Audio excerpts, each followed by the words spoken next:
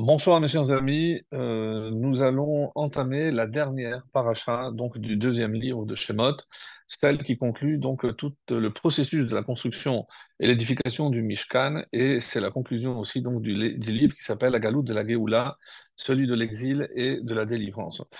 C'est dans ce livre donc on a reçu la Torah, c'est dans ce livre qu'on est sorti d'Égypte, et donc c'est une très très belle conclusion avec la paracha de Pekoudé, qui généralement, donc lorsqu'il n'y a qu'un seul mois de Hadar, est lue conjointement avec celle qui la précède, Vayakhel, puisque les deux traitent du même thème, c'est l'exécution et la réalisation de tout ce que Hachem avait ordonné à Moshe pour construire et édifier donc le tabernacle, le Mishkan.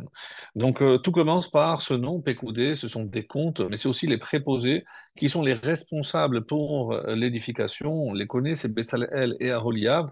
On va en dire évidemment un petit mot, mais ce qui est essentiel, c'est qu'il va donner des comptes très très précis concernant les quantités d'or, d'argent, tout ce qui avait été ramassé en vue donc de l'édification. Et c'est pour nous montrer que même Moshe n'est jamais au-dessus de tout soupçon, et il a voulu faire les choses clairement. Il a donc tout clarifié, tout a été pesé, tout a été mesuré, et on a rendu compte donc au peuple de tous ces dons qui avaient été faits pour la construction donc du Mishkan. Donc, ce que l'on va voir aujourd'hui un petit peu, c'est un petit peu le programme. On va revenir sur une idée qu'on avait déjà abordée, à savoir les kérachim, donc les poutres qui constituaient donc l'ossature générale donc du tabernacle, et avec un élément sur lequel on s'était déjà expliqué, on l'avait déjà abordé, mais il nous manquait donc une facette. Et c'est dans cette paracha également que l'on va retrouver 18 et même 19 fois l'expression Ka'asher Tziva Hashem et Moshe. Donc on avait déjà expliqué et on avait fait le lien avec la Tefila, avec la Hamida, qui est appelée aussi Shemona Esrei 18, même si par la suite on a rajouté une 19e bracha, c'est la Malchinim, pour les délateurs, qu'il n'y ait pas d'espoir.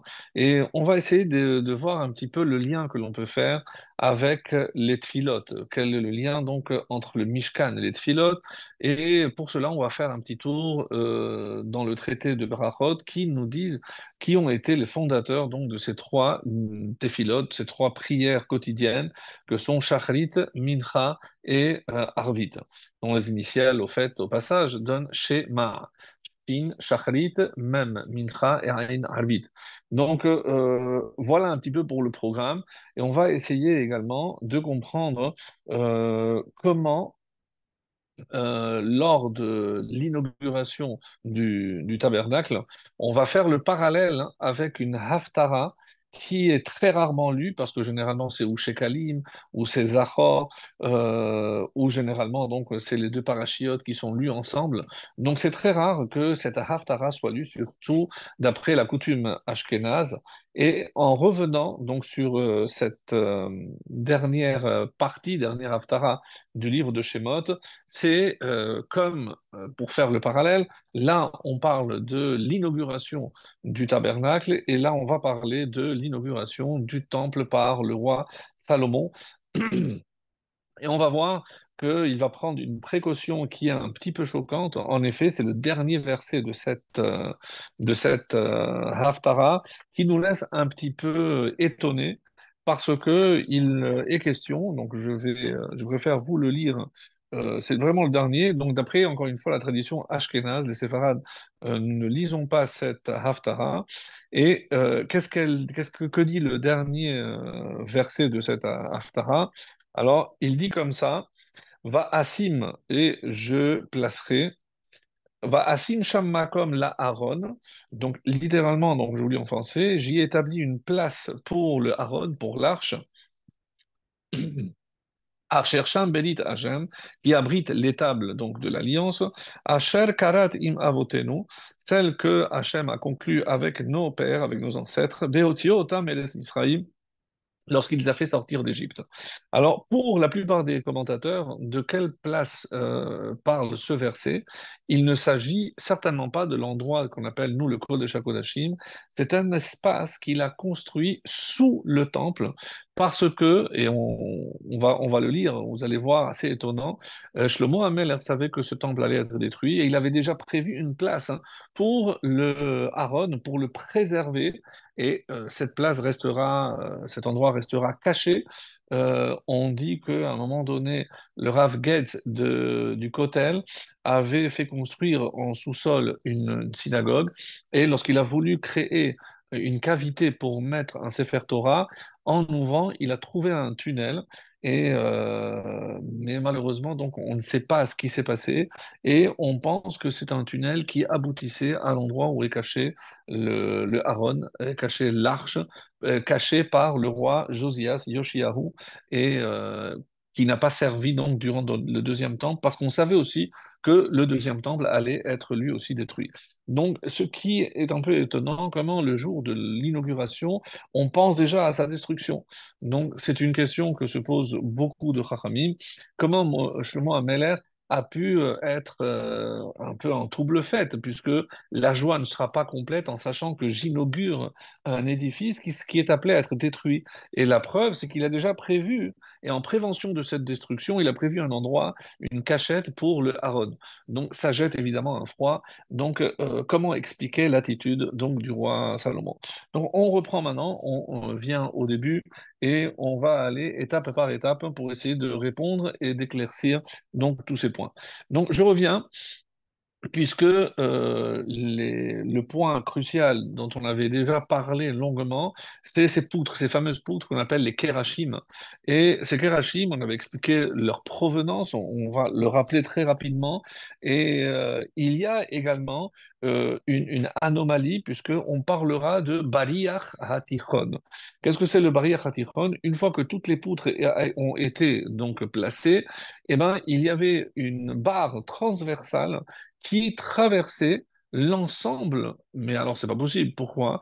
Parce que une barre, je ne peux pas, une fois qu'elle arrive au bout, comment elle va se plier pour tourner et se replier pour revenir. Et comment je le sais? Parce que c'est marqué dans le texte, Minakatse el Hakatse. C'est d'un bout, donc je commence par un bout, jusqu'à l'autre bout. Donc ça veut dire que ça traverse l'ensemble.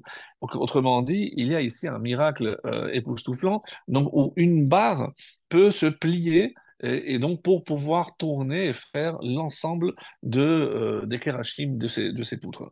Ça, c'est ce que le Midrash va nous expliquer.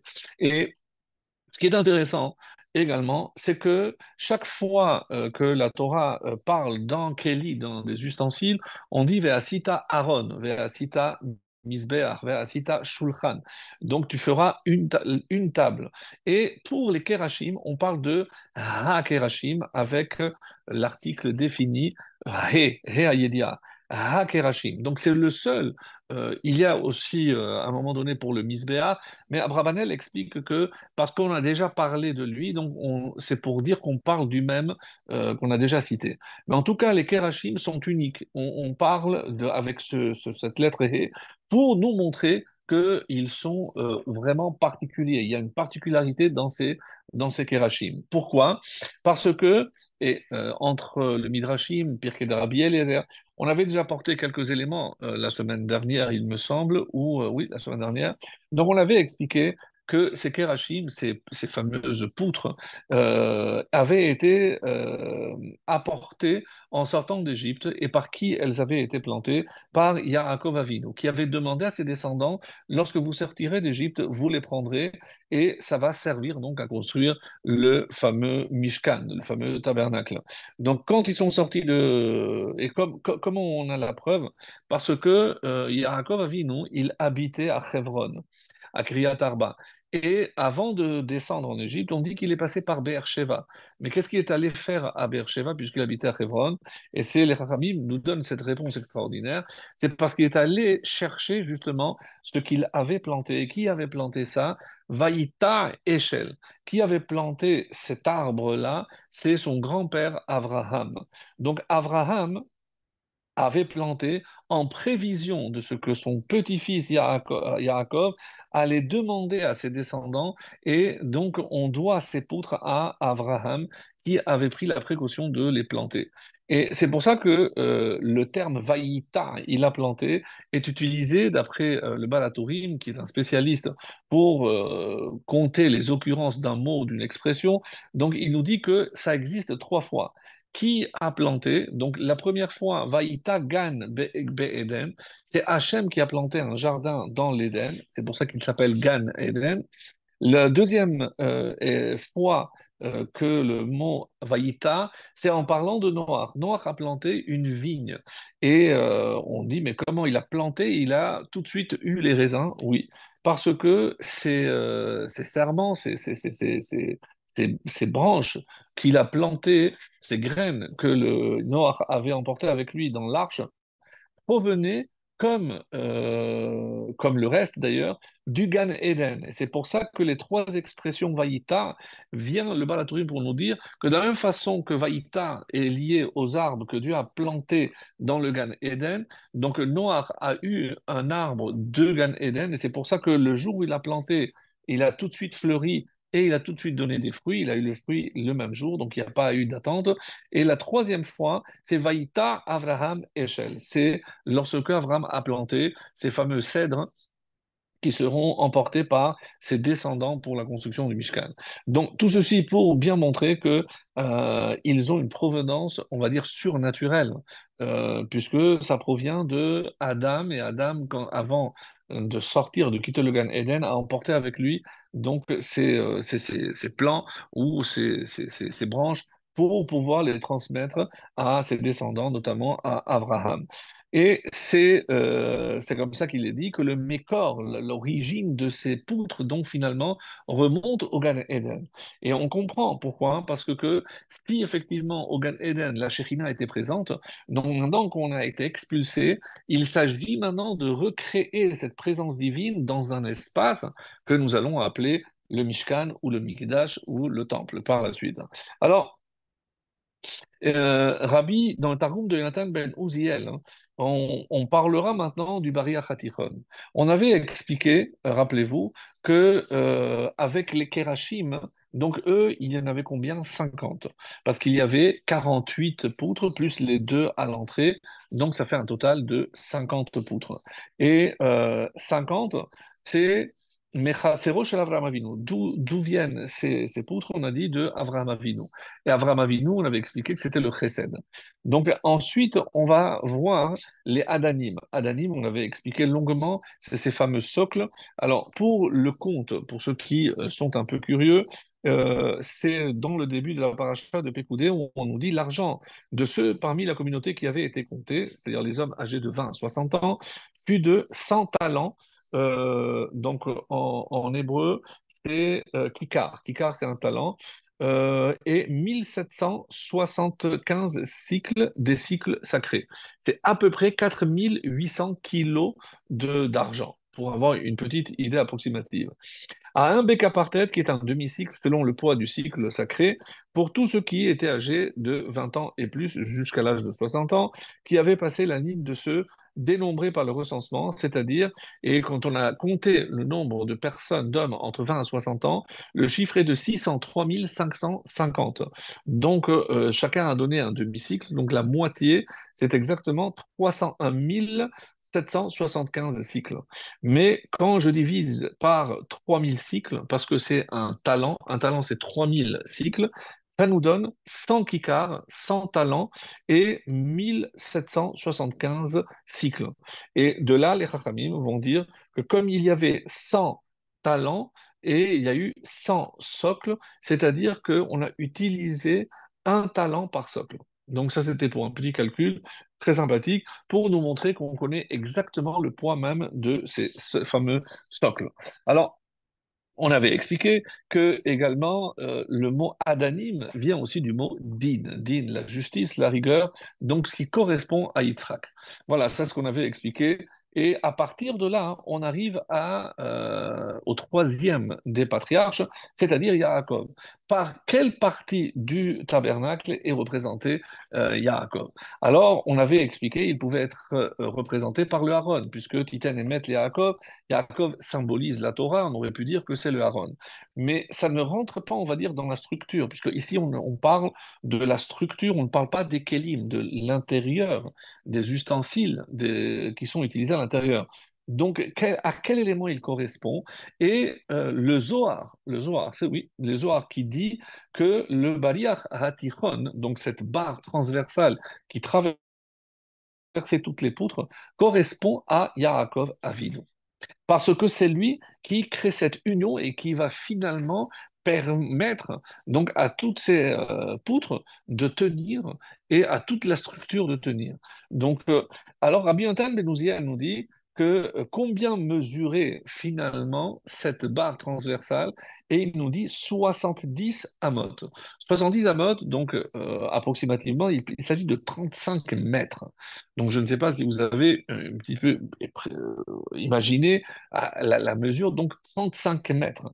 Donc une barre qui mesure 35 mètres, comment elle a été transportée?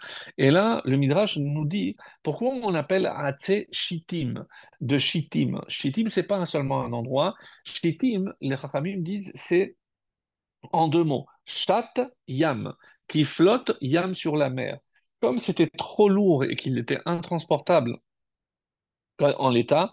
Donc, ils l'ont posé sur l'eau et c'est par l'eau qu'il a été transporté. C'est comme ça que nous dit le Midrash.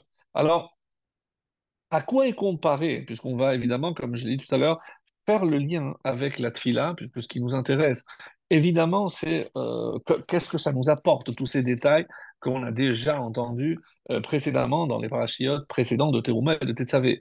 Donc, à quoi ça correspond? Qu'est-ce que ça nous apporte? Alors, on nous dit, donc, le bâton, il peut se plier et après, il se redresse. À quoi ça fait allusion, disent nos maîtres? C'est à Modim des Rabbanan. C'est au moment où on remercie. Vous savez que toutes les brachot, lors de la répétition de la Hamida, on ne fait que répondre Amen.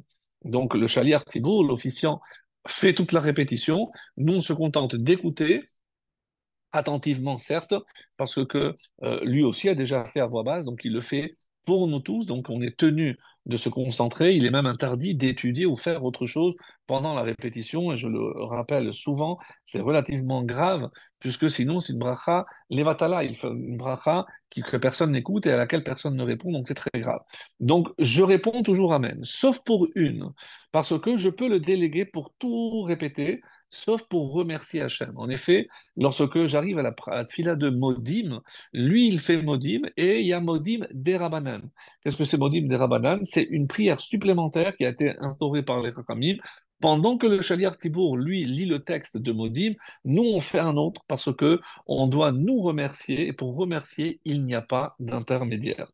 Donc, pas d'intermédiaire pour remercier. Si je dois remercier quelqu'un, il faut le faire en face à face. Et comment il faut procéder pour la lecture de ce module? On dit on doit se courber comme un serpent et se redresser comme un bâton. Et donc, à quoi ça fait penser? Donc, il se courbe comme ce bari achatiron, comme cette barre transversale, elle se courbe et puis après elle se redresse. Donc, c'est une manière de faire déjà un peu un premier lien entre cette barre transversale qui correspond, comme on vient de le dire, d'après les enseignements du Zohar, à Yaakov Avinu, et la Ptefila de Modim. Alors, et quel rapport avec le Nachash? Pourquoi le Nachash vient intervenir ici par rapport à Modim?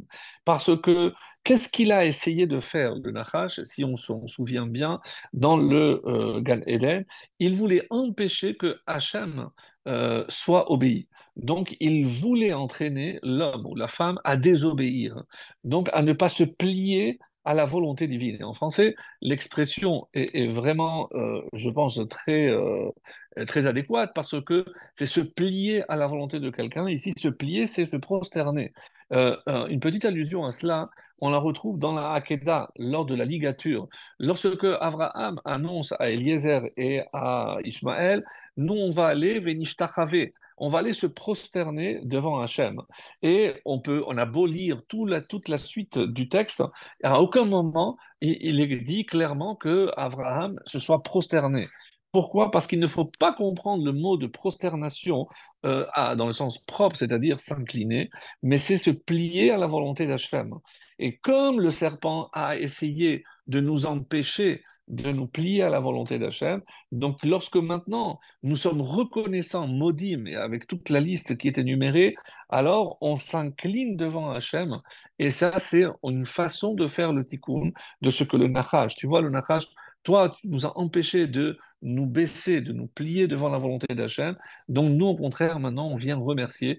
Et chaque fois que je remercie, je dis Modim, c'est très important donc de se s'incliner parce que c'est par cette soumission que je fais en quelque sorte le tikkun, la réparation de la faute de Adam qui, lui, avec sa femme Chava, ont suivi les mauvais conseils donc donnés par le Nachash. Et c'est pour ça que c'est le tikkun dont on parle ici. Donc, si on résume, les kérachim, les poutres correspondent à Abraham, c'est le chesed, la bonté. Les adanim, les socles, en argent à Yitzhak, donc ils étaient au nombre de 100 qui correspondaient, rappelez-vous, aux 100 brachot. Et maintenant, on a un dernier élément qui vient clôturer et achever en quelque sorte ce parallèle extraordinaire, c'est la barre transversale qui tournait tout autour du Mishkan, à l'intérieur des poutres, pour les unifier, puisque sans la poutre, c'est vrai qu'ils tiennent sur les socles, mais elles peuvent se décoller en quelque sorte, même s'il y avait des crochets en haut aussi également, mais ça renforçait, ça créait une union de toutes ces poutres-là. Ça, c'est Yaakov, symbolisé donc par Yaakov Avinu. Alors, ça, c'est une interprétation. Le date à Zekenim, parmi les Tosfot, l'école des Baalei Tosfot, ils disent non, ça n'a aucun lien. Donc, je ne peux pas faire le lien entre un Moshe, entre un Yaakov et cette barre transversale. Même si le Zohar le dit, mais c'est symbolique d'après eux, et dans la paracha de Vaïshlach. Donc on parle, on voit aussi que Yaakov fait allusion à un bâton. En effet, quand il veut remercier Hachem, il dit Ki bemakli yatsati, mais avarti et ayarden. Quand je suis arrivé ici, j'avais un bâton. Donc je ne peux pas imaginer qu'il se baladait avec un bâton qui faisait 70 mètres. Donc un bâton, c'est 1 m 20, 1 m 30, plus ou moins. Donc il avait un bâton qui n'avait rien à voir avec le barrière Atichon et pas donc de 35 mètres. Et pour lui, donc, c'est pas lié. Et Rabbeinu Bechaye nous dit que Yaakov Avinu, donc, pour renforcer le Zohar, si on peut dire, donc, on dit que Yaakov Avinu est lié au chiffre 70. En effet, quand ils sont descendus en Égypte, on dit Shiv'in Nefesh. Ils sont descendus avec 70 personnes. Ils étaient 70. Donc, il y a aussi le fait que avec Yosef, on ne parle pas de Kos, on parle de Gavia. Et c'est Rabbeinu Bechaï nous avait dit pourquoi, d'où vient ce mot Gavia? Le Gimel, c'est les trois patriarches.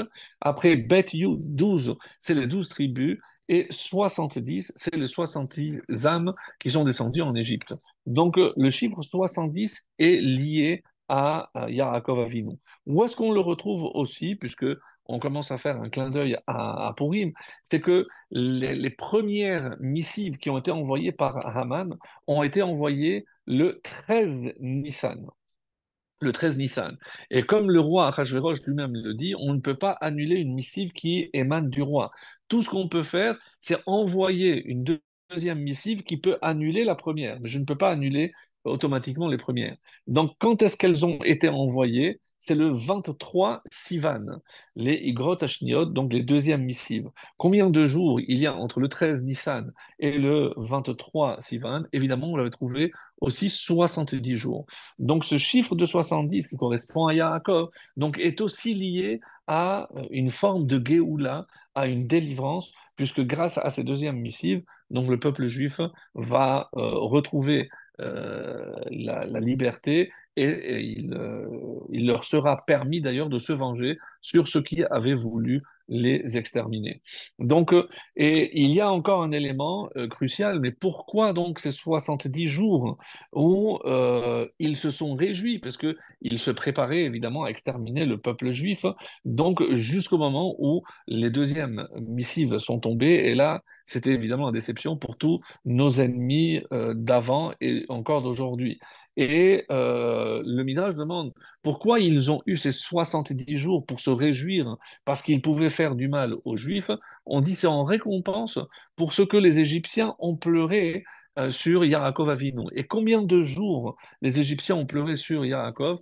Ben, vous l'avez trouvé aussi, c'est 70 jours. Vous, vous avez pleuré pour Yaakov Avinu, je vous donne une récompense, vous allez vous réjouir 70 jours, mais pas plus. Et évidemment, tous ces plans ourdis par Haman se retourneront, comme nous le savons, Naaforou contre lui. Alors, maintenant que je dis que ce baril a mesuré 70 amot, 70 coudées, donc je vois pourquoi le Zohar insiste et nous dit qu'il y a un lien avec Yaakov Avinu. Et tout ceci pour nous dire que c'est grâce, par le mérite de ces trois patriarches, de ces trois avotes, que la Shekhinah va descendre. Et c'est pour ça que je dois retrouver leur mérite, pas dans les différentes parties qui forment la structure, le squelette même du tabernacle. Et c'est pour ça qu'il fallait introduire impérativement Yaakov Avinu, chose que nous n'avions pas faite la semaine dernière. Donc, j'ai préparé, j'ai réservé pour cette semaine pour avoir donc une vue complète de ce qui s'est passé et à quoi ça fait allusion. Al-Sheloshat Varim ha'olam omed, comme nous le disons dans Pirkei Avot, le monde tient sur trois piliers qui sont Torah, Avoda et Gimlut Rasadim. La Torah représentée par Yaakov Avinu, la Avoda, le culte dans le temple ou la prière qui va le remplacer plus tard, comme on va le voir, c'est Yitzhak Avinu. Et le Gemilut Rasadim, la bonté, la bienveillance, c'est évidemment le chesed de Avraham Avinu. Et maintenant, les Chachamim vont poser une question vraiment très très pertinente. Il est écrit dans le texte qui bemakli avarti et ayarden azé, car avec mon bâton j'ai traversé ce Jourdain. Et comment il a traversé le Jourdain d'ailleurs, il faut le dire, il a frappé le Jourdain et le Jourdain s'est ouvert. Donc je ne comprends pas pourquoi Yaakov Avinu se permet de faire des miracles. Donc, de quel droit se permet-il de faire des miracles? Est-ce que juste parce qu'il avait un bâton, donc on comprend de là que c'est pas un bâton quelconque. Alors est-ce qu'il faisait 70 amotes, 35 mètres ou pas? Pour l'instant, non. Mais on va essayer de comprendre pourquoi il est écrit qui B Makli. B, certainement, on peut des fois traduire par avec, mais B, généralement, c'est dans. Parce que dans mon bâton, grâce à ce que j'ai dans mon bâton, alors on se pose la question et une explication vraiment merveilleuse que j'ai découverte et que je partage avec vous, parce que le bâton de Yaakov Avinu était creux à l'intérieur. Donc il était creux et qu'est-ce qu'il contenait? Il contenait de l'huile. Est-ce que vous vous rappelez au moment où il est sorti de... Il s'apprêtait à aller à Haran et il a dormi le matin quand il s'est levé. On dit Vayitzok Shemen al Rosho. Donc il a rassemblé cette pierre et il a versé de l'huile. Tout le monde pose la question d'où il a eu l'huile. Certains disent c'est un malheur qui lui a fait descendre et d'autres explications disent non. C'est l'huile qui était contenue dans son bâton. Et, mais pourquoi il se baladait avec de l'huile? Il ne se baladait pas qu'avec de l'huile, mais il avait aussi des mèches, des pilotes. Qu'est-ce qu'il faisait?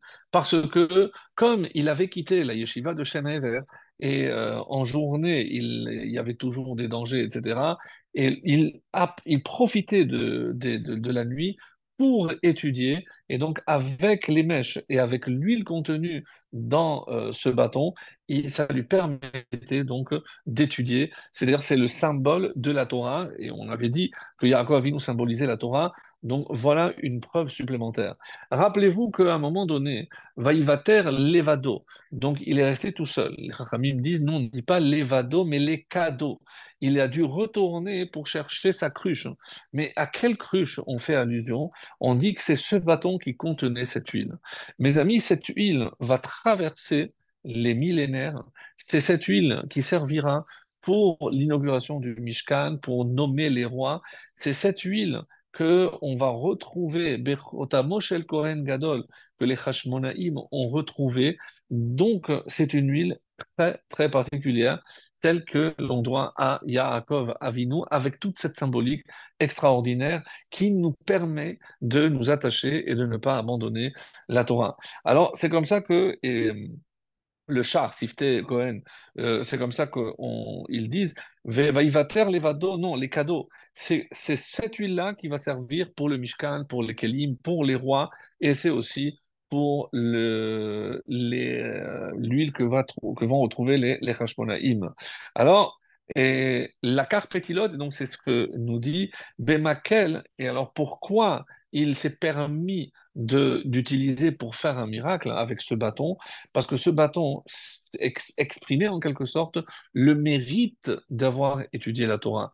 Parce que pour lui, le plus important, c'est rester attaché à Hachem en tout temps, à tout moment. Et comment il restait attaché à Hachem? À travers la Torah. Et donc, c'est pas parce que c'est un bâton miraculeux, non, mais ce qu'il symbolise, c'est son attachement à la Torah, et parce que c'était quelqu'un d'attaché à la Torah, que Hachem a fait un miracle pour lui, il a pu fendre le Jourdain pour pouvoir le traverser. Et ceci, mes chers amis, est aussi valable lorsque nous entendons aujourd'hui, ou le siècle dernier, des Chachamim, des Tzadikim qui faisaient des miracles incompréhensibles. C'est pas qu'ils étaient dotés de pouvoirs exceptionnels, certainement pas. C'est que leur attachement à la Torah était tellement, tellement intime, c'est qu'ils avaient atteint un degré exceptionnel, un petit peu comme nous venons de le décrire, et c'est grâce au mérite de la Torah qu'ils avaient acquise que Hachem, eh ben, pouvait soumettre ou faire soumettre la réalité, la nature, justement, pour accomplir la volonté d'un tzaddik. Voilà ce que l'on on peut dire à ce propos. Alors, c'est vrai qu'il y a un autre midrash.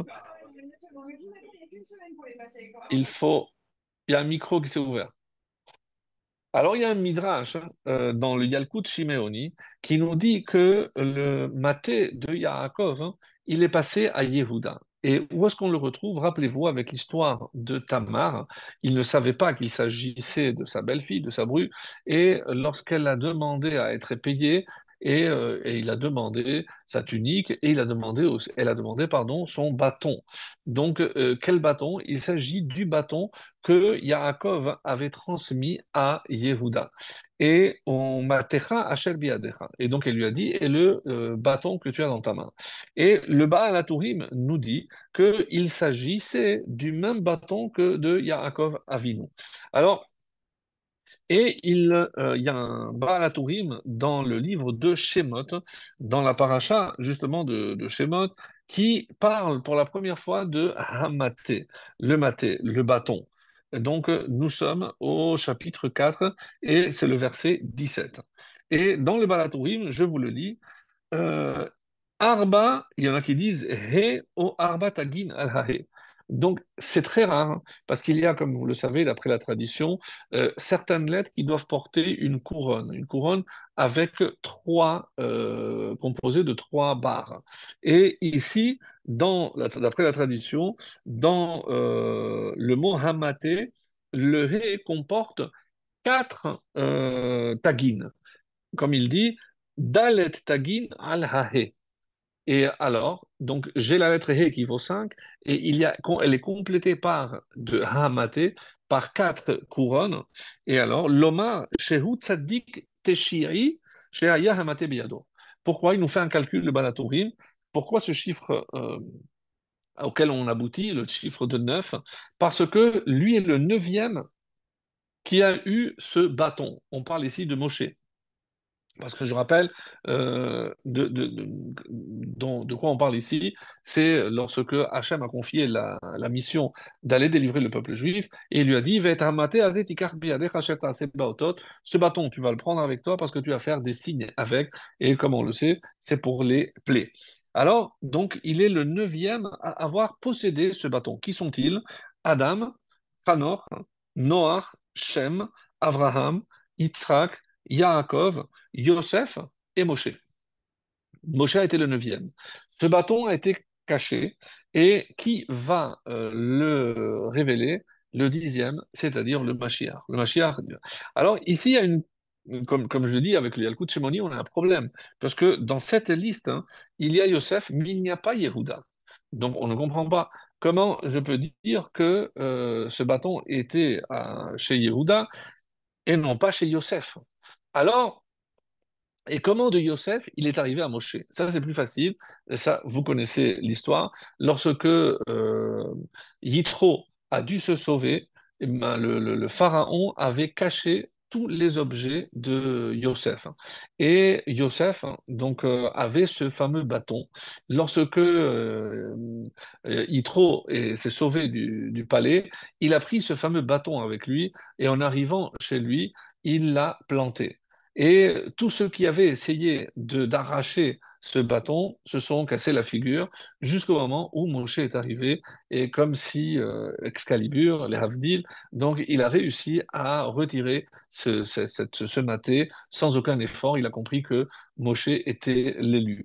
Et c'est comme ça donc qu'on est passé de Yosef à Moshe puisque ils se sont pas connus. Yosef n'a pas transmis de main à main. Mais ça ne résout pas le problème de Yehuda. Et pour preuve, c'est que Yehuda n'avait pas de vrai bâton. Donc c'est pour ça qu'il n'est pas dans la liste. Yehuda avait emprunté ce bâton une fois qu'il avait jeté, puisque Yosef se baladait toujours avec ce bâton. Lorsqu'il a été vendu, Yosef a été jeté dans le puits et c'est Yehuda qui a gardé ce bâton. Mais ce bâton ne lui revenait certainement pas. C'est pour ça qu'il n'y a pas de contradiction avec le Midrash de Yalkut Shimoni qui dit qu'il était chez Yehuda parce qu'il n'était pas censé se trouver en sa possession. Il l'a usurpé à son petit frère Yosef lorsqu'il l'a vendu. C'est lui qui l'a gardé et il va le récupérer une fois qu'il sera revenu. Ils vont tous revenir en Égypte. C'est là que Yosef, évidemment, va le récupérer. Donc, pas de contradiction avec ce qui est écrit plus haut. Hein, donc, c'est tiré de Pirkei de Rabbi Eliezer, le chapitre 40. Donc maintenant qu'on a fini ce lien avec le Mishkan, parce qu'il fallait aussi parler de la paracha, j'aimerais maintenant sauter et aborder le deuxième volet, à savoir celui des téphilotes, des prières. Alors, pour ceux qui ont déjà eu la chance de voir dans les détails, dans le traité Brachot, premier traité, et j'insiste lourdement pour que au moins aujourd'hui, il y a une facilité d'accéder à la connaissance, soit par des shiurim avec des vrais maîtres, soit avec, si on n'a pas le temps, au moins se procurer la collection ArtScroll qui est très bien traduite, très bien commentée, donc qui nous permet, même si c'est pas l'idéal, parce que c'est sûr que l'idéal c'est d'étudier avec quelqu'un en chavruta, mais déjà avoir une connaissance pour voir de quoi traite, pour commencer par le début, le traité de Brachot. Et dans ce traité de Brachot, à partir de la page 26, on commence à nous dire qui a fixé les différentes prières journalières. Et on dit Avot Tiknun.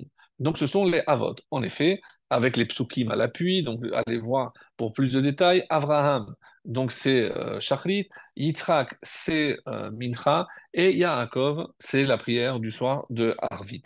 Alors, il y a à la fin une marque loquette, et c'est à partir de la page 27b et la suite, où on commence, une fois qu'on a apporté toutes les preuves avec tous les psukim, il y a un deuxième avis qui nous dit que c'est Keneged Temidin. Non, les prières ont été instaurées en remplacement avec le tamid, le sacrifice perpétuel.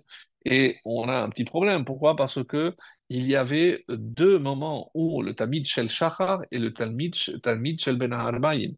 Donc il y a celui du matin, le mouton qui était à Keves Haïcha, Ta'aseh Baboker, Veta Keves Hasheni, Ta'aseh Ben Ha'arbaïm. Donc comme on lit tous les matins.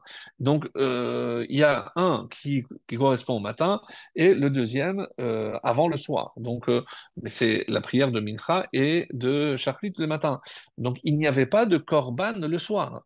Oui, l'Agmara va répondre, les Chachamim vont apporter des réponses, à savoir que le soir on brûlait certaines parties des Evarim, des membres, des sacrifices qui avaient été offerts, et donc comme ils brûlaient toute la nuit, donc la prière de Harvit correspond à tous ces membres qui brûlaient pendant la nuit, et c'est pour ça qu'on dit que toute la nuit est valable pour faire la prière de Harvit. Le mieux évidemment, c'est jusqu'à minuit, mais tout ce que les Chachamim ont dit jusqu'à minuit, c'est pour ne pas qu'on bâcle et qu'on en vienne à oublier. Mais c'est comme c'est parti brûler toute la nuit, donc je peux faire Arvit en fait toute la nuit. Donc ça c'est pour, on va dire, le côté technique. Maintenant, il y a une question. La question, hein, c'est la marloquette, une divergence d'opinion, à savoir, est-ce que la prière de Arvit, elle est obligatoire, elle relève donc d'une obligation, chova, ou alors c'est facultatif, reshoot. Et la simple question est incompréhensible. Pourquoi? Parce que je ne comprends pas. Si elle correspond à Yaakov au même titre que Yitzhak a fait Mincha, pourquoi on a posé la question que sur Arvit? Et pourquoi? Parce que Yaakov est moins important qu'Abraham ou Yitzhak? Certainement pas. Alors on a voulu dire non, puisque ça ne correspond pas véritablement à un sacrifice, mais c'était les parties des sacrifices. Donc peut-être que je peux dire que comme il n'y a pas un sacrifice qui est l'équivalent de cette prière, alors j'aurais pu dire qu'elle est facultative. Donc c'est une des manières différentes d'expliquer cette question qui autrement est extrêmement surprenante. Comment je peux dire qu'une obligation peut être devenir facultative ou l'inverse? Donc s'il y a trois avot, il y a trois prières, eh ben, pourquoi plus pour Arvit je vais laisser planer un doute sur le fait qu'elle soit une prière facultative et non obligatoire au même titre que les deux premières qui sont Shachrit et Mincha. Alors, ça, c'est pour la question. Et il y a un commentaire sur le Yaakov qui s'appelle Ayun Yaakov, et il essaie d'apporter une explication très très belle. Vous allez voir. Donc, on dit que lorsqu'on cite un enseignement au nom de celui qui l'a dit, on dit que Siftotav dovevot. Donc, les lèvres remuent dans la tombe, Bekivro. C'est-à-dire, si je cite un enseignement par rapport à un rave ou un autre qui ne sont plus de ce monde, c'est je le maintiens comme si je lui faisais parler. Et il nous révèle, quand on prie Shachrit, ce sont les lèvres de Abraham qui remuent. Lorsque je fais Mincha, au contraire, c'est les lèvres de Yitzhak, et ainsi pour Yaakov Avinu. Mais il y a un problème, puisque l'Agmara a affirmé que Yaakov Avinu l'omet. Yaakov Avinu, il n'est pas mort. C'est comme ça. Alors oui, d'accord, mais comment, demande l'Agmara, on l'a embaumé, tout ce que vous voulez. Mais le fait que les Chachamim aient affirmé que Yaakov Avinu l'omet, donc je ne peux pas appeler. Comme il n'est pas mort, donc est-ce qu'il y a lieu véritablement pour le maintenir en vie, de continuer à faire la prière que lui il a instaurée? Non, il n'a pas besoin de cela. C'est pour maintenir Abraham et Yitzhak comme en vie. Alors, je continue à faire les tfilotes, les prières qu'ils ont fixées. Mais comme Yaakov Avinu l'omet, il n'a pas besoin que je fasse la prière qu'il a instaurée pour le maintenir en vie, parce que sans cela, il est aussi considéré en vie. Donc ça, c'est l'explication du Yun Yaakov, très original. Bon, évidemment, tout le monde ne l'accepte pas, et c'est pour ça qu'il va proposer une autre explication, c'est que Yaakov Avinu, il représente la Torah. Et on sait très bien que rares, très très rares sont les mitzvot pour lesquels je dois abandonner l'étude de la Torah. Une d'elles, d'ailleurs, c'est la lecture de la Megillah qui approche à grands pas. Mais en règle générale, hein, comme je suis chaque fois, je suis immergé dans l'étude, je suis patour. Donc, comme Yaakov Avinu ici, il nous dit, lui, il représente la Torah. Donc, comme il représente la Torah, la tfila est quelque chose, est une mitzvah annexe. Mais si lui qui représente la Torah. Donc, pour quelqu'un qui représente la Torah, il n'a pas besoin d'une mitzvah supplémentaire parce qu'il est patour, il est dispensé. C'est comme ça qu'on veut expliquer. Comme il représente la Torah, il est patour des mitzvot tout le temps qu'il étudie. Et c'est pour ça qu'on conclut que la prière est facultative. Yaakov Avinu tiken et tfilat arvit, enfin, une autre réponse, très dure, mais très très jolie aussi. Lorsqu'il a fixé, à quel moment il a fixé? Donc, il est sorti, comme vous le savez, dans les champs, et il vaïfga bamakom, lorsqu'il est arrivé la nuit, vaïfga en pegia el hashon tfila, donc il a fait la prière de Harvit. Il se dirigeait vers où? Vers Haran, vers Lavan. Et à ce moment-là, qu'est-ce qu'on nous dit? Il était célibataire. Et donc, comme cette prière a été fixée par un célibataire, et on sait très bien qu'un homme qui n'a pas épousé de femme n'est pas Adam, il n'est pas Shalem, il n'est pas parfait, il n'est pas complet. Donc la tfila qu'il a instaurée à ce moment-là n'a pas la même perfection que celle d'Abraham et de Yitzhak, parce qu'il y a ce côté, on va dire, inachevé, incomplet, du fait qu'au moment où il l'a instauré, il n'était pas marié. Et vous allez me dire, ah, mais Yitzhak, quand oui, mais il y a une réponse très jolie qui dit que lorsque Eliezer a donné les bijoux à Rivka, il a fait le kinyan. Donc il était délégué par Abraham pour faire les kiddushin. Et dès l'instant où elle a reçu ces bijoux, elle était Mekudeshet, parce qu'il faisait le chaliar. Donc même si il a fait au moment où il n'était pas encore, on va dire, entièrement marié, mais il y a eu les kiddushin. Donc pour Yitzhak, la question est résolue. En tout cas, c'est une réponse assez étonnante parce que quelque chose qui est instaurée par un célibataire n'a pas la même puissance. Oui, c'est assez dur à entendre, mais en tout cas, c'est une des réponses qui est proposée et qui est vraiment très difficile. Et enfin, pour compléter donc cette image, j'aimerais aborder une étude que le Rav Loupian du siècle dernier a consacrée aux tfilotes, justement, dans son ouvrage sur les parachiotes qui s'appelle Lev Eliyahu. Donc, je ne pense pas qu'il existe en français.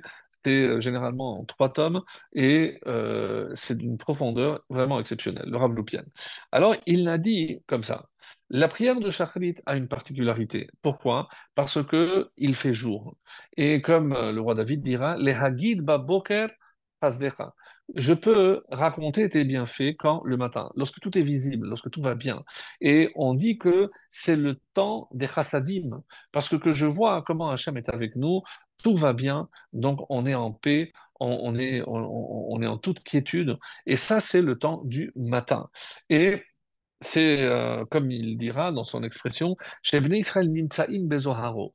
Donc, il se trouve donc à l'apogée. Donc là, il n'y a rien, il n'y a pas de nuage qui puisse venir troubler donc ce beau fixe, ce temps magnifique où le soleil rayonne de toute sa lumière. Alors, il dit comme ça, c'est assez étonnant, c'est Afilu chole margish tov baboker.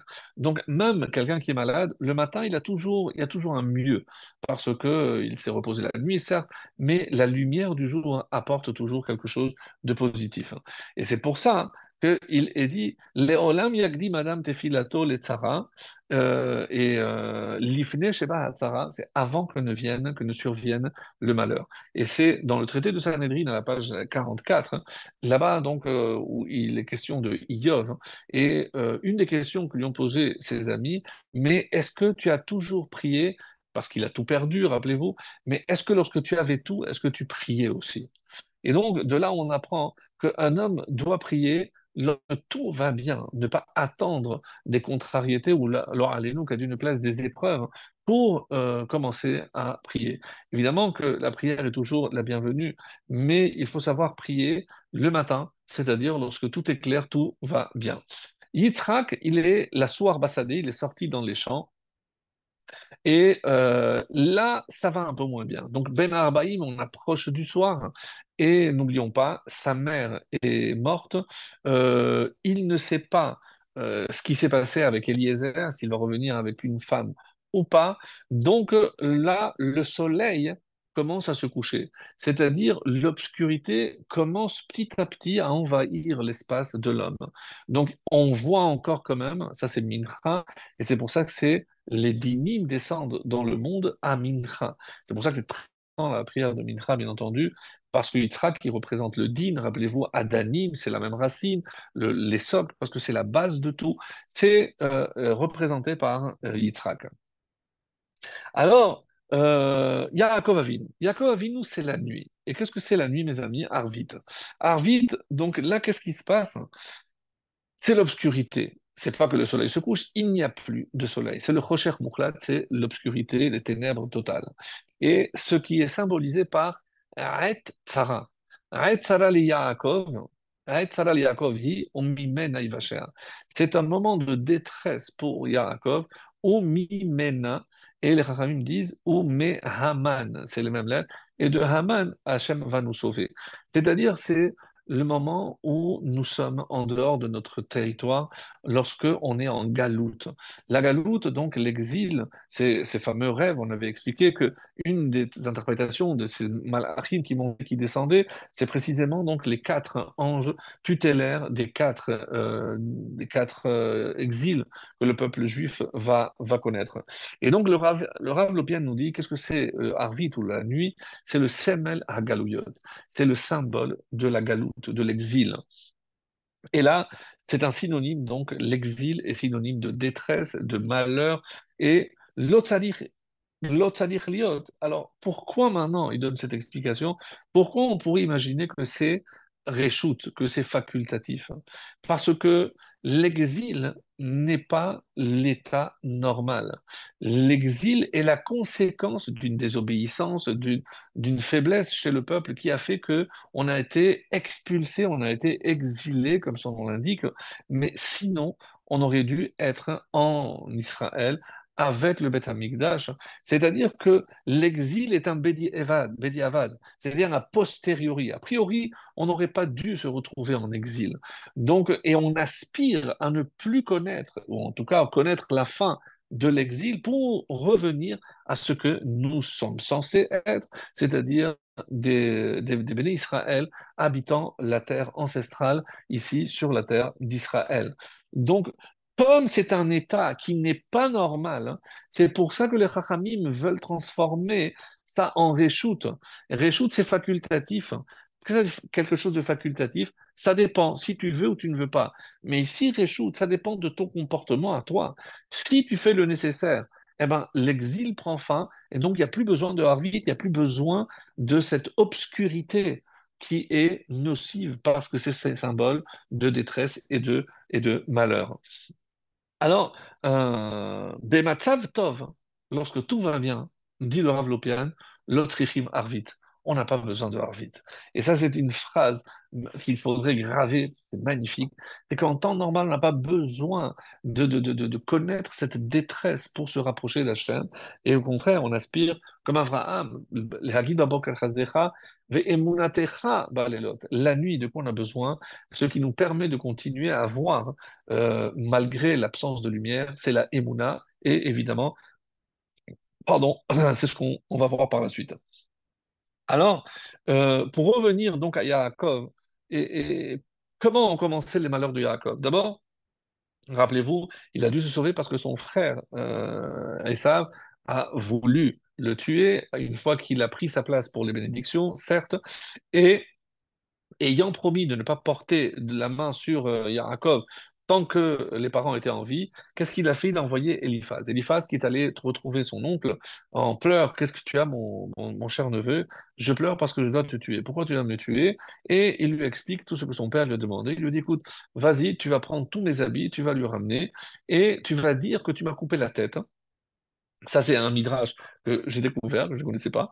Et tu vas dire que tu m'as coupé la tête et que tu as été attaqué par un lion, et pour te sauver, tu lui as lancé la tête de ton oncle. Et comme ça, tu n'auras pas à t'excuser de ne pas lui avoir rapporté la tête comme il te l'avait demandé. Et donc, du coup, il est resté sans habit et il a dû se cacher dans un ruisseau qui est à proximité, dans l'eau, jusqu'au moment où est venu un fermier sur son cheval ou sur son âne, et il a trébuché, il est tombé, il s'est cogné la tête, il est mort. Là, Yaakov a pu sortir et il a emprunté ses habits, et c'est comme ça qu'il va poursuivre sa route jusqu'à Haran, jusqu'à son oncle Lavan. Donc, pour Yaakov, rien ne va. Il a Lavan devant, il ne sait pas ce qui l'attend. Il a Esav derrière qui cherche à le tuer. Donc, véritablement, Yaakov est le personnage par excellence de l'exil.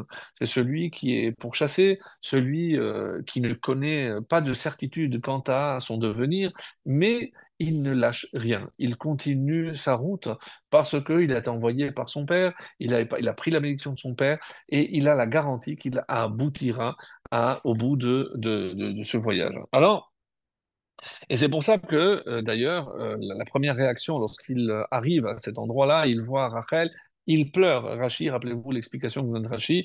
La première, parce qu'il a vu qu'il n'allait pas être enterré avec elle. Et la deuxième explication, parce qu'il est venu sans rien. Lorsqu'il pense à ce que son grand-père, à son père, à Abraham, avait envoyé comme richesse par l'intermédiaire de Liéger, et lui, il arrive les mains vides, donc il a pleuré de détresse parce qu'il n'avait rien. Alors, et c'est l'expression, euh, il dit, il n'avait que le fameux bâton dont on a parlé, Batira Kimakel. Alors que, regardez comment il va sortir de chez Lavan avec une richesse colossale, comme nous le rappelle le Midrash.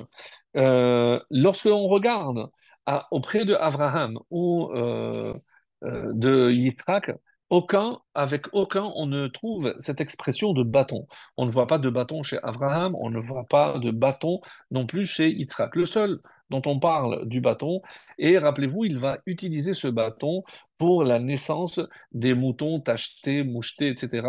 Donc un texte assez complexe où on ne comprend pas grand-chose, mais une chose est certaine, c'est qu'il a utilisé ce bâton qui, comme on peut imaginer, avait sans aucun doute certains pouvoirs, et c'est ça ce qu'il dit, qui makli avarti et Yarden azeh, c'est avec seulement ce bâton que j'ai traversé le Jourdain lorsque je suis arrivé. Alors, en parlant de bâton, où est-ce qu'on va retrouver l'expression du bâton dans un tout autre contexte, mais évidemment qui est forcément lié, puisque si on dit que Yaakov représente l'exil, lui préfigure un des exils, c'est le premier, puisqu'il va descendre en Égypte et ses enfants, ses descendants seront justement esclaves en Égypte. Dans la paracha de Bo, on nous dit comment on quitte l'Égypte. Et écoutez cette expression dans la paracha de Bo, Vekachat ochlu oto, comment on doit manger le korban Pessah, ainsi, Motnechem chagurim, donc la ceinture attachée, Naalechem beraglechem, on doit avoir les chaussures, c'est-à-dire c'est une façon de se tenir prêt à partir, et pas comme lorsqu'on rentre à la maison, généralement on enlève les chaussures, non, les chaussures mises pour parer à toute éventualité. Si je vous dis il faut sortir, il faut être prêt, et on nous dit Umakelchem beyetchem, et votre bâton dans les mains. Alors, bon, la vérité, c'est qu'on est tellement habitué à entendre cette expression, on ne s'est pas posé la question, mais comment on fait pour manger avec un bâton? Et qu'est-ce que le bâton symbolise ici?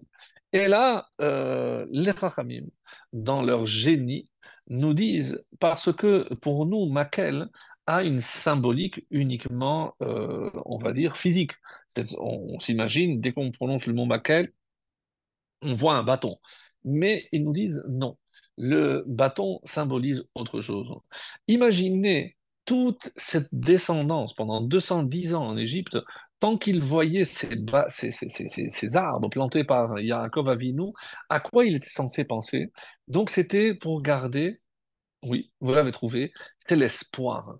Parce que chaque fois qu'ils voyaient ces arbres, ils se disaient, si Yaakov Avinu nous a dit qu'on va sortir, on va les prendre, donc il faut garder l'espoir. Et donc c'est pour ça que le bâton, d'une manière générale, symbolise l'espoir. Comment je le trouve? Dans les initiales, Makel, Me'olam qui vit nous l'art. De tout temps et à tout moment, qui vit nous l'art, on a espéré en toi. C'est-à-dire, s'il y a une chose que je n'ai jamais perdu. Alors que j'étais nu, je n'avais plus d'habits. J'ai gardé mon maquel. C'est quoi que symbolise ce bâton? On a donné une première interprétation, c'est la Torah, parce que c'est l'huile, etc. Mais ici, d'après cette interprétation, c'est la tikva, c'est-à-dire l'espérance, l'espoir en la délivrance.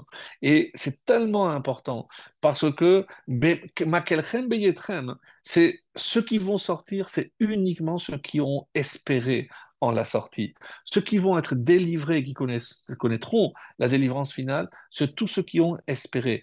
Kave Lachem Chazak Ve'amet Vekave. Donc, même tu espères en Hachem, et pourquoi on répète? Parce que entre-temps, tu as espéré, tu n'as pas vu, et bien il faut continuer à espérer et ne jamais désespérer ou perdre l'espoir.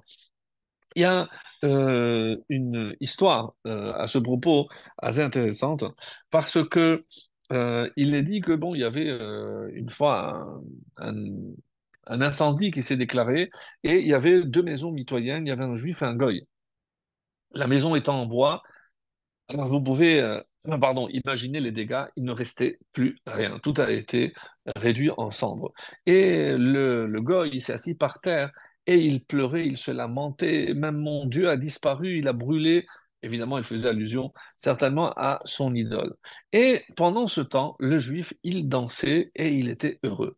Quelqu'un s'approche de lui, je lui dis, mais écoute, tu as tout perdu, tu es devenu fou. Je lui dis, non, j'ai perdu, mais il y a une chose que je n'ai jamais perdue, c'est mon Dieu, parce que je continue à croire en Dieu. Regarde le pauvre ce goy, il a perdu même son Dieu. Moi, il n'est pas physique, donc je ne peux pas le perdre. Donc ici, il y a un message d'espoir extraordinaire. C'est que si je suis convaincu que Hachem est la source de la délivrance, eh ben, je continue toujours à croire et à espérer en lui. C'est ce que cette histoire vient nous révéler. Donc, quand tout est perdu, Yaakov s'attache à ce bâton, à cet espoir. Et comme vous pouvez imaginer, lorsque les Juifs ont quitté l'Égypte, on dit que c'était Zacharti lecha chesed ne'ula, je me rappelle, de la bonté dans ta jeunesse. Pourquoi? Parce que tu m'as suivi dans un désert, dans une terre infertile, comme c'est rapporté par le prophète. Ce qui est intéressant, c'est parce que nous, on ne mesure pas. Mais je suis sûr que lorsque vous envisagez un voyage avec les enfants, vous pouvez imaginer tout ce qu'il faut préparer pour parer à toute éventualité, que vous preniez l'autoroute ou l'avion, etc. Donc évidemment, un enfant vous demandera toujours, il a faim, il a soif, etc. Alors qu'ici, on parle de centaines d'enfants. Il y a un petit détail auquel on ne pense pas toujours, mais on sait très bien que 4 cinquièmes des Juifs ne sont pas sortis d'Égypte. Pour certains avis, ils sont morts pendant la plaie de Rocher, des ténèbres. Mais il n'y a que les adultes qui sont morts. Mais tous les enfants de ces personnes que s'est-il passé avec ces enfants? Mes chers amis, tous ces enfants sont sortis. C'est-à-dire, même ceux qui avaient déjà, puisqu'on dit qu'à chaque fois qu'une femme a couché, elle a accouché par sextuple. Donc, imaginez si déjà une famille avait des dizaines d'enfants, donc je dois me retrouver avec d'autres dizaines de tous ces enfants qui sont restés orphelins. Donc, on parle ici de centaines d'enfants. Et comment, sans savoir où on va, avec quoi, on a pris quelques matzot, mais combien de temps ça va tenir? Donc, s'il y a vraiment un point sur lequel il faut vraiment insister, et c'est vrai qu'on saute de Purim à Hanouka, mais on dit pourquoi on se réjouit quand on commence le mois de Hadar, une explication qui nous est donnée Rachi, parce que c'est des temps de miracles, yéménissime. Parce qu'on passe d'une délivrance à l'autre, la délivrance de Purim à la délivrance de Pessah. Donc on rentre dans un processus de délivrance. Et ce que je voulais vraiment mettre en exergue, pour mettre en valeur ce soir, c'est l'élément crucial qui est la tikva. C'est l'espoir, ne jamais perdre l'espoir. Suivre Hachem aveuglément, oui, ben, s'il faut faire aveuglément, eh ben, je continue, je suis Hachem aveuglément. Parce que quand est-ce que, rappelez-vous, attaque euh, Amalek, va y avoir Amalek, c'est quand ils ont dit Hayesh Hashem Bekir Benuim Ayin. Est-ce que Hashem est toujours aussi proche de nous? Est-ce que si on s'est mal comporté, est-ce qu'il ne nous a pas un petit peu lâché? Chas Shalom de dire une chose pareille, mes amis, et c'est pour ça que va y avoir Amalek. Donc, nous, on termine le livre de Shemot, et chaque fois qu'on termine un livre, on dit l'expression Chazak, Chazak, Venitrazek. Force, force et renforce-toi. Mais en quoi on doit se renforcer, surtout à la fin de la lecture de ce livre? C'est essentiellement, et vous l'aurez compris, de la Emouna. Parce que de la même façon que Hachem a fait résider la Shekhinah, une fois qu'on est sorti d'Égypte, on a été délivré, eh ben, on espère suivre le même modèle et connaître nous aussi la délivrance avec la reconstruction et de la Shekhinah et la descente de la Shekhinah. Voilà, j'aurais pu terminer ici, mais je vais rajouter deux petits points très rapides. Et surtout, euh, comment je maintiens la Emouna? Parce que maintenant, on a parlé des Emouna, c'est très bien, c'est très fort, mais comment je peux ne pas désespérer? Surtout par rapport à des événements, vous imaginez, on commence aujourd'hui à parler énormément des survivants du 7 octobre, donc avec des traumatismes exceptionnellement profonds, très, très, très, très durs, des gens qui n'arrivent pas à dormir, des enfants qui dorment avec des pistolets en plastique sous l'oreiller, des choses ahurissantes qu'on entend ici sur les médias et qu'on peut voir. Donc, des personnes qui ont tout perdu, des amis, la famille. Donc, il y a évidemment des moments où on peut perdre l'espoir et être entièrement dans l'obscurité. Donc, comme nous venons de le dire. Mais la, la vie, elle commence, et c'est le Baal Hatanya qui nous donne cet enseignement merveilleux, c'est Al tish'al ma nitzarir. Ne demande pas qu'est-ce que j'ai besoin. Ma tzarir auto, mais qui a besoin de toi? Qu'est-ce qui a besoin de toi? C'est-à-dire, ne demande pas qu'est-ce que la vie peut m'apporter, mais au contraire, qu'est-ce que toi tu peux apporter à la vie? C'est-à-dire, chacun a une mission, chacun a ce qu'on appelle un noyau. Et ce noyau est indispensable à chacun. Parce que même si on peut réduire un juif en cendres. Et malheureusement, on l'a vu tout au long de notre histoire, de l'Inquisition à la Shoah et jusqu'au 7 octobre. Donc, mais il y a quelque chose qui ne disparaît pas. Pourquoi les Rachamim insistent sur ce petit os qu'on appelle généralement loose, mais dans les livres, il porte un autre nom, Niskoy. Donc le Beth Yosef nous dit, Evar yesh ba'adam, il y a un membre chez l'homme, veniskoy shemo. Niskoy, niskoui, certains disent, c'est niskoy, donc nous ce qu'on appelle le louz. Ve'eno nehene ba'achila ela b'motzei Shabbat. Et de quoi se nourrit ce petit os? De ce que l'on mange motzei Shabbat. Alors vous avez compris, pourquoi on dit que c'est à partir de cet os qu'il y aura Techiyat Ametim? Parce que quand la faute d'Adam a été réalisée, c'était le vendredi. Donc tout le corps a fauté. Mais la nourriture ne touche pas ce petit os.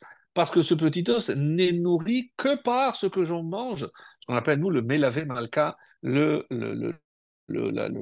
mélavé, l'accompagnement du roi, donc pas seulement de la reine, parce que Shabbat est appelé aussi la reine, elle est sortie, mais on dit aussi par rapport à David Ameller, rappelez-vous, parce qu'on dit que David savait qu'il devait mourir le Shabbat, et chaque Shabbat qui passait, il était encore en vie, il faisait une fête. Et certains disent non, puisque Elioanavi ne peut pas voyager pendant Shabbat, et que s'il doit venir nous annoncer la délivrance, il ne peut le faire qu'à la fin de Shabbat. C'est pour ça qu'on cite son nom à plusieurs reprises dans toute la liturgie de la Havdalah et le Motsai Shabbat.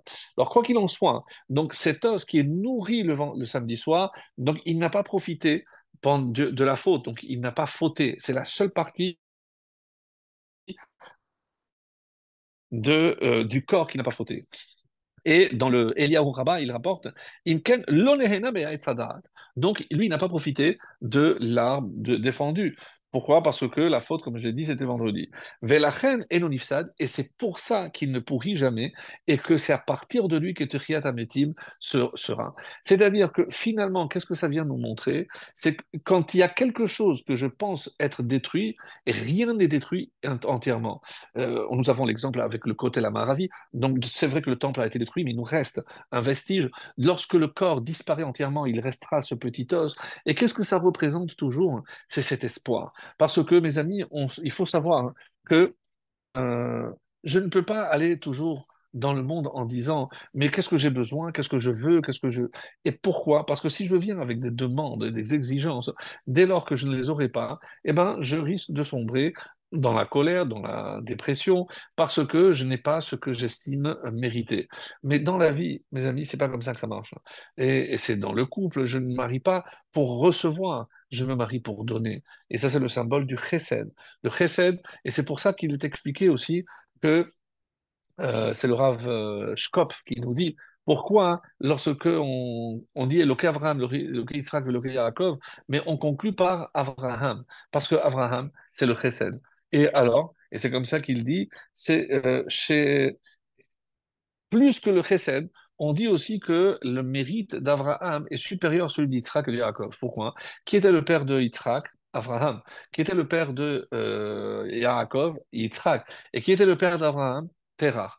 Alors évidemment, le chemin que Terah a dû parcourir, il est beaucoup plus important, c'est-à-dire qu'il incarne celui qui vient de très loin.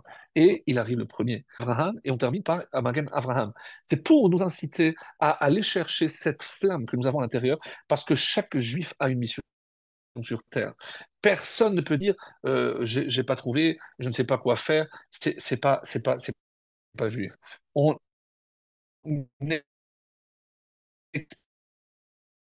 explique comme ça.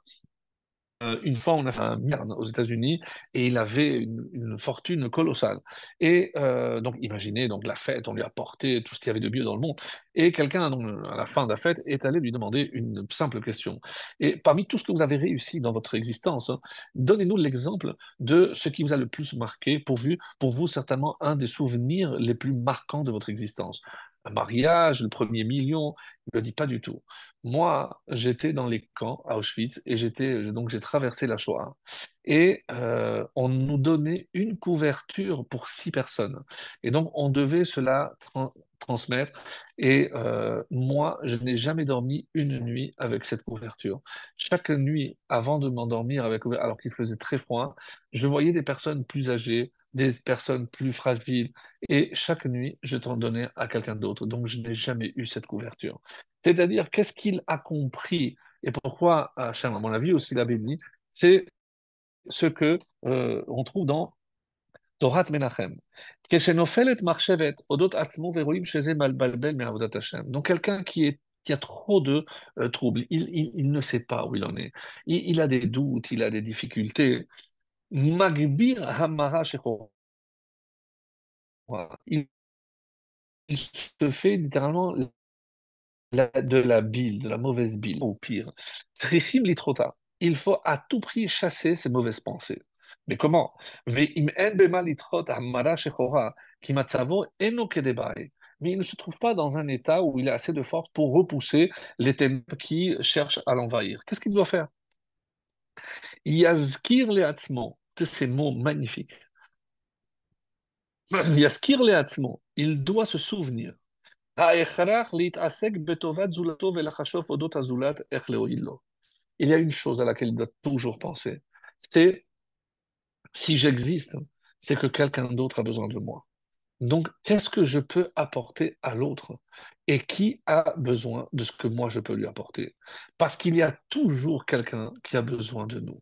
Et ça, alors ça peut être quelqu'un de proche, peu importe, mes amis, mais c'est quelque chose de magnifique. Regardez, on a dit, et c'est la question qu'on avait posée, comment Shlomo Ameler parle au début de l'inauguration du temple, il parle déjà de sa destruction. Justement, non. Alors, ça, comment on aurait fait son chassidoute? Une fois, je sais pas si c'est le Baal Hatanya ou le Maguide de Mesrich, à qui on a posé la question, mais comment vous définissez la chassidoute? Il a dit la chassidoute, c'est créer un lien entre la tête et le cœur. Et c'est tellement beau, c'est tellement bien dit, parce qu'il y a des choses que je sais, il y a des choses que je sens, il y a des choses que je peux faire sans ressentir et je ressens des choses sans les faire.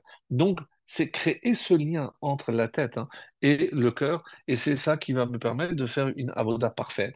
Donc, maintenant, pour revenir à la question sur Shlomo HaMeler, ben, au contraire, Shlomo HaMeler, il n'a pas voulu être trouble-fête ou apporter, qu'à Dieu ne plaise, des sentiments négatifs, mais bien au contraire. Sachez que même lorsque la destruction plane, lorsque un, immanquablement. Et il y aura forcément des moments difficiles, des creux dans la vague. Eh ben, il faut toujours chercher avant même, c'est Magdim Refoua Lamaka, avant que ça arrive, il faut déjà prévoir. C'est-à-dire, qu'est-ce que finalement il a fait Shlomo Ameler? Il a prévu une issue. Donc, il n'a pas pensé à la destruction, il a pensé à perpétuer justement. Sachez que même si tout disparaît, l'essence même, c'est-à-dire l'arche, et l'arche ici symbolise donc le face-à-face, c'est la relation humaine. Ça ne doit jamais disparaître. Et comme il va le dire, va asim sham makom la Aaron. Tosfot Arosh dit qu'Asher bana Shlomo le Beth Amikdash, quand Shlomo Amelech a construit, Yada shesofo lecharev, il savait qu'il allait être détruit. Ve Israël yegalou, ils allaient être exilés, et c'est pour ça qu'il a préparé Bait tachat hakarka, sheyeh mukhan lignoz sham et Aaron. Il avait déjà prévu. Kedeh shelo yishletu bo umot haolam, parce qu'il savait que les nations peuvent tout détruire, mais il y a un noyau au sens propre et figuré qu'ils ne peuvent pas toucher. Ce Aaron est resté parce qu'il symbolise le noyau qui est à l'intérieur de chaque juif, hein, que personne ne peut détruire, mes amis. C'est pas parce que, Hasvé Shalom, quelqu'un disparaît, que tout disparaît avec lui. Le temple a disparu, mais la Shekhinah, elle est toujours là. À nous de la faire habiter. Et c'est comme ça que le Rambam dit. Be'et shebana Shlomo et Abayit, veyada shesofo lecharev, bana bo makom lignoz. Mais Rambam, dans la Lachot, qu'est-ce qu'il nous parle d'histoire, hein? C'est pas si étonnant, ça. Et il nous dit qu'il avait prévu déjà. Et qui va le mettre? Yoshiyahu, Josias, Hameler, Tiva Veganaz, et Bemakom Shebana Shlomo, comme il a dit, va Yomer Levim Amevinim, Tenu et Aaron Kodesh, Baba Shebana Shlomo, Ben David, allez le mettre là-bas. Et le rabbi, dans l'écouté Sichot, il dit Genizat Aaron ehi lo rak inyan shel let brera. C'est pas parce qu'on n'a pas le choix qu'il faut sauver les meubles, non. Et là, bebinyan habayit nikeba lechatrila ki Aaron yiyu shne mekomot. C'est parce que il avait déjà prévu, c'est des mots qui vont nous servir de conclusion, il avait déjà prévu que le Aaron aurait deux maisons. La maison Makom Galoui, bah, un endroit dévoilé que tout le monde voyait, dans le Kodesh HaKodashim, ou Makom Ganuz Lemata, mi Kodesh HaKodashim, mais un endroit aussi qui est caché sous le Kodesh HaKodashim, vers Makom Azeh ou Chelek Nabayit. C'est-à-dire, là maintenant, lorsqu'on se dirige vers le temple, vous dites, on se dirige vers des ruines. Non, détrompez-vous, mes amis. Le Aaron est toujours là, invisible, mais il est toujours là. C'est-à-dire, c'est comme nous, on est dans l'obscurité, mais on sait qu'on a cette force, cette lumière en nous. Et c'est ça ce qu'il faut se dire. Donc, quand je regarde vers le temple, le Haron n'a pas disparu. Le temple, oui, d'en haut, mais la maison d'en bas, celle qui est cachée, elle est toujours là. La reine Rambam Madgish, parce que c'est pour ça que, dit le Rabbi, que Shlomo, il a dit, Bonnet Habayit, Hechin Makom, il a déjà prévu en prévision. Vagniza Befo Alaïta Kvar Aliedi Yoshiahu, c'est beaucoup plus tard que le roi Josias va le faire. Lorsque le rang de l'Ohaya Besakanaklal, le temple n'était pas assailli, n'était pas encore en danger. Nimtsa Kikvar Bebinyan Rishon Aya Inyan Shel Nitriyut Shel Lo Pasak Be'et HaChurban. Et ça, c'est nos mots de conclusion.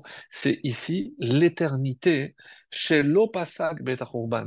Cette éternité, mes chers amis, n'a pas cessé avec la destruction. Notre éternité n'a pas cessé avec la Shoah, n'a pas cessé, pardon, avec l'Inquisition et certainement pas avec le 7 octobre. Nous, on est un peuple éternel. Et donc, tant qu'on a cette cette flamme à l'intérieur, ce loose qui ne disparaîtra jamais, eh ben, c'est ça le Maquel, c'est ça notre bâton peut-être de pèlerin qui nous permettra d'atteindre la vraie délivrance et on verra comment ce Aaron, cette arche, a toujours été là pour qu'on se rappelle hein, que cette éternité est notre lot et on n'a jamais, jamais disparu.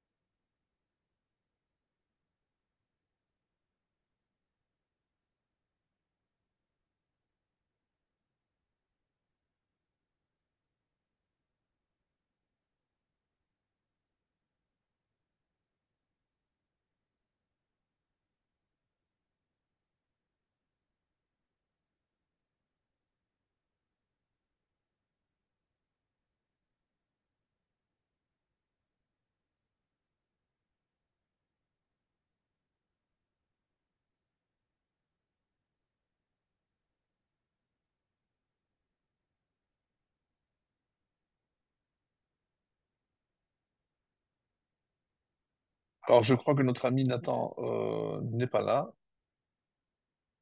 Donc, je